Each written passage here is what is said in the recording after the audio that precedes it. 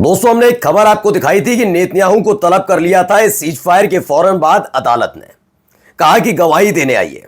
अब आप सोचिए, न्यूयॉर्क पहुंच रहे हैं, यूएन में खड़े होकर घंटे भर का भाषण दे रहे हैं, अमेरिका में बैठकर लगातार वो अलग अलग इन्फ्लुएंसर से बातचीत कर रहे हैं। ये तमाम चीजें हो रही तो उनकी तबीयत खराब नहीं हो रही है, लेकिन जैसे ही कोर्ट की दहलीज पार की, अंदर पहुंचे, वैसे ही गिड़गिड़ाने लगे थे, कहने लगे थे मुझे बहुत दिक्कत है, बोलने में दिक्कत, रहने में दिक्कत, सांस लेने में दिक्कत, इसमें दिक्कत, उसमें दिक्कत। दरअसल वो समझ गए थे कि आज ही फैसला ना हो जाए कि नेतन्याहू को गिरफ्तार किया जाए, जेल में ठूस दिया जाए। इन सब के बीच जब वो वहां से निकल कर आए जैसे तैसे, तो ऐलान कर दिया गया कि गजा पर एक बड़ा हमला किया जाएगा। लेकिन यह हमला इतना आसान हो जाएगा क्या? इसीलिए अपनी खींच को मिटाने के लिए, जेल जाने से बचने के लिए एक नया दाव चला। यह दाव भी धमाके वाला है। जी हां, एक और देश से पंगा ले लिया है इजराइल ने। लेकिन यह मत सोचिए यह मंशा केवल चुनौती लेने की और देने की है, बल्कि जेल जाने से बचने की और कुर्सी छोड़ने से बचने की है। खबर आपको दिखाऊंगा कि कैसे हूती लड़ाकों को लेकर एक बड़ी अपडेट आई और खबर गजा से निकल कर भी आई है, जिस पर पूरी दुनिया इजराइल को थूक रही है। नमस्कार, मैं हूं प्रज्वल गौतम और आप देख रहे हैं टाइम्स एक्सप्रेस। शुरुआत इस खबर के साथ, ये मंत्री हैं, इनका नाम है कार्ड्स। गजा में सीज फायर के बाद इजराइल के रक्षा मंत्री ने फिर से जंग शुरू करने की धमकी दे डाली है। यह अपने आप में बड़ी खबर। गजा में हमास और इजराइल के बीच एक बार फिर से स्थिति खराब होती नजर आ रही है।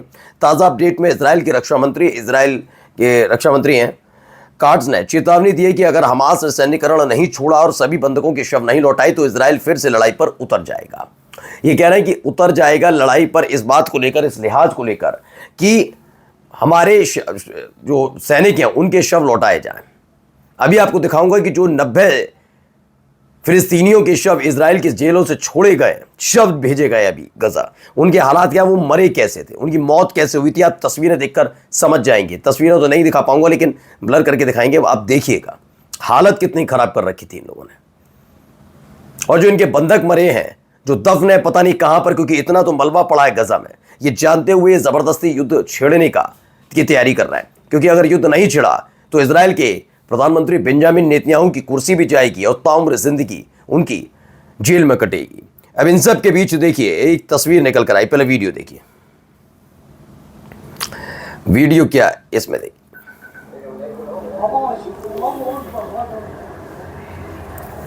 ये युद्ध छेड़ ही दिया गया एक जगह और। ये खास तौर पर हमास के लिए चेतावनी है। क्यों चेतावनी है बताता हूं। ये जहां पर हमला हुआ ये लेबनान है। जब हमास के साथ यानी गजा के साथ इजराइल का सीज फायर हो रहा था तब हिजबुल्लाह की तरफ से एक संदेश आया था। संदेश यह था कि इजराइल पर भरोसा मत करना। हमने भी, हमारे देश ने किया था, उन्होंने, हिजबुल्लाह ने तो नहीं किया, लेकिन उन्होंने कहा कि हमारे देश की सरकार ने कर दिया था। उनको लगता था सब चंगा सी हो जाएगा। लेकिन देखो, नवंबर यानी पिछले साल नवंबर 2024 में हुए सीज फायर को तकरीबन 1 साल बीतने जा रहा है। आज भी देखिए कैसे इजराइल धमाके करता है। एक के बाद एक धमाके इजराइल की तरफ से दक्षिणी लेबनान में आज भी होते हैं। यानी सीज फायर का उल्लंघन कैसे डंके की चोट पर करता है इजराइल, वो उन्होंने बताया। उन्होंने कहा कि वो इस गफलत में मत रहना कि ये देश, वो देश, तमाम देश तुम्हारे साथ है। इसीलिए हमास ने पहली फुर्सत में कह दिया, पहले बनेगी सरकार, फिर बनेगी आर्मी, फिर उस आर्मी के सामने यानी अपने देश की आर्मी के सामने हम सरेंडर करेंगे, यानी अपने हथियारों को छोड़ेंगे। हम किसी गैर मुल्क के सेना के सामने, सरकार के सामने नहीं डिसआर्मामेंट करने जा रहे हैं, यानी हथियार छोड़ेंगे उनके सामने नहीं, अपने देश की सरकार के सामने छोड़ेंगे, एक स्पष्ट किया। चलिए एक और तस्वीर देखिए, यहां पर भी एक और तस्वीर निकल कर आई है।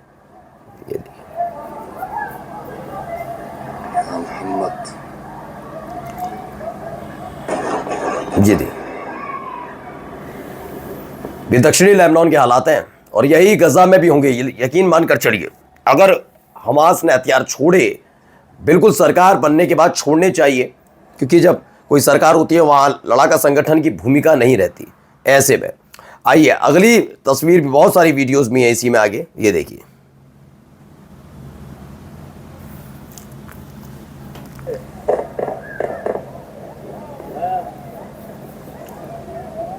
या ज़हरा, या ज़हरा,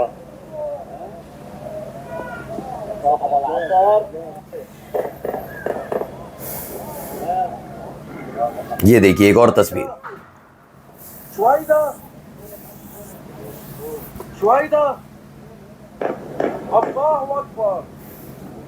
ये देखना, एक के बाद एक हमले दक्षिणी लेबनान में हो रहा है।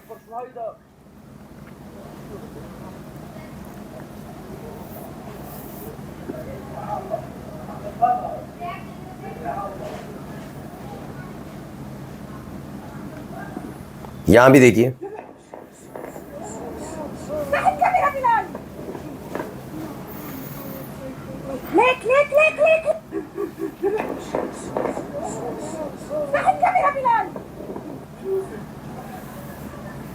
الله اكبر. شوف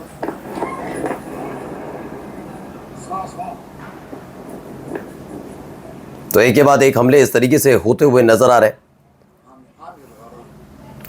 तो Israeli war planes carry out दर्जन of air strikes near Ansar and सेने इन दक्षिणी लेबनान में ताज़ा तरीन हमले हुए हैं। ये हमले आप अगर ये मानकर चल रहे हैं कि ये चीज़ है वो चीज़ है, तमाम चीज़ें, तो मैं आपको बता दूं नहीं, आप यहाँ थोड़े से गलत है। मैं बार बार बता रहा हूँ कि इजराइल का हर जगह देखिए इतना गोला बारूद तो उसके पास भी नहीं है, बस उसके पास एक सपोर्ट है अमेरिका का। वो ज़बरदस्ती हमले क्यों कर रहा है, उसकी दो वजह है। एक तो अमेरिका चाहता है कि लेबनान है जो जो उसके सत्ता में नहीं, वरना सीरिया पर हमला होता है तो पागल करार दे देता है अमेरिका, कतर पर हमला होता है तो नाराज़ हो जाते हैं डोनाल्ड ट्रंप, लेकिन लेबनान पर और गज़ा पर हमले पर शांत क्यों रहते हैं? क्योंकि लेबनान और गज़ा दोनों जगह से चुनौतियां लगातार, यमन पर हमला हुआ तो क्यों नहीं? आप सोचिए ना, यमन पर हमले पर, लेबनान पर, क्योंकि अमेरिका के हित साधने का काम पूरे मिडिल ईस्ट के अंदर इजराइल कर रहा है, पहला। दूसरी जो सबसे महत्वपूर्ण बात यह है कि वो जानते हैं कि जिस दिन युद्ध की आग ये थम जाएगी उसी दिन जेल जाना पड़ेगा। उस बमुश्किल 1 महीना और रहेंगे, या तो इन्हें जेल जाना पड़ेगा या फिर तख्ता पलट हो जाएगा। ये डर खुद को नेतन्याहू को अपना भी है। इसीलिए अब खबर आई है हुती लड़ाकों से जुड़ी हुई। आपको याद होगा सना पर हमला हुआ था, यमन की राजधानी सना पर जब हमला हुआ उसके फौरन बाद आपको खबर आई कि प्रधानमंत्री से लेकर रक्षा मंत्री और कई कैबिनेट मिनिस्टर्स की मौत हो गई। इसमें कई सारी और खबरें भी थी। अब इन सब के बीच खबर है कि यमन के हूतियों ने यमन में हूती सेना के चीफ ऑफ स्टाफ मोहम्मद अल घुमारी की मृत्यु की घोषणा कर दी, जो 2 महीने पहले सना में इजरायली हमले ऑपरेशन गिदोन रथ में गंभीर रूप से घायल हो गए थे। अब उस मामले पर यह आई है खबर। वहीं एक और खबर है, तस्वीर है, मैं स्पष्ट नहीं दिखाऊंगा, यकीन मानिए जो मैं बोल रहा हूं वो पूरी तरह से इस तस्वीर के अंदर है। ये तस्वीर में बहुत कुछ चीज़ें हैं जो हम दिखा नहीं सकते, ये ब्लर करना हमारे लिए बहुत मजबूरी हो जाएगा क्योंकि वायलेशन होता है यूट्यूब का, इसलिए तो। लेकिन जो चीज़ है मैं बता देता हूँ। एक शव पड़ा हुआ है, उस शव की आंखों पर पट्टी बंधी हुई है, गले में रस्सी है, हाथ पीछे की तरफ बंधे हुए हैं, ये तस्वीर है। अब बात, गले में रस्सी, आंखों पे पट्टी, हाथ पीछे बंधे होने का मतलब कोई स्वाभाविक मौत तो नहीं हो सकती। आप अंदाजा लगाइए। दावा है द क्रेडल का कि ये वही है, वही खेप में से एक इंसान की बॉडी है जो 90 लोग अभी इजराइल की जेल में रहते रहते मर गए और उसके बाद 90 शव इस इजराइल से गजा पहुंचे। उनमें से एक फिलिस्तीनी का ये शव है। बताया गया गजा के director general of the ministry health हैं डॉक्टर मुनीर अल-बर्श, उन्होंने बताया कि गजा के जो कैदी हैं उनके साथ क्या क्या हुआ, जो लौटे हैं। बहुत भीषण हालात उनके बारे में जिक्र किया गया, कैसे टॉर्चर किया गया, बहुत सारी चीज़ें इसमें कहानी बताई गई हैं। अगर मैं तस्वीर देखूं, एग्जामिन नहीं देखूं, पोस्टमार्टम रिपोर्ट ना देखूं, सिर्फ मैं तस्वीर देखूं तो यकीन मानकर चलिए वाकई रोंगटे खड़े कर देने वाली तस्वीर है। सोचिए क्या क्या किया इजराइलियों ने फिलिस्तीनियों के साथ। नमस्कार।